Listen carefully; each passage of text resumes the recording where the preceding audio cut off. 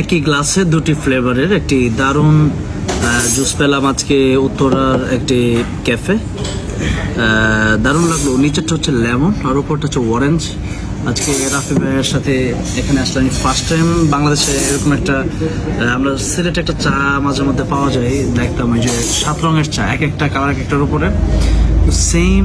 এখানে আবার ওইরকম না, এটা অবশ্যই লাল কিন্তু এক হয়ে যাবে, বাট হচ্ছে এখানে নিচের যে লেমনটা আছে এটার উপরে মনে হয় যে লেবু, এরপর হচ্ছে মালটা, এটা আলাদা আলাদা করে কিন্তু দেওয়া, এবং হচ্ছে এটার মাঝখানে একটা মানে গ্যাপ রাখা হয় না, এখন এটা ভরাট করে এই সিস্টেমটা করা হয়েছে।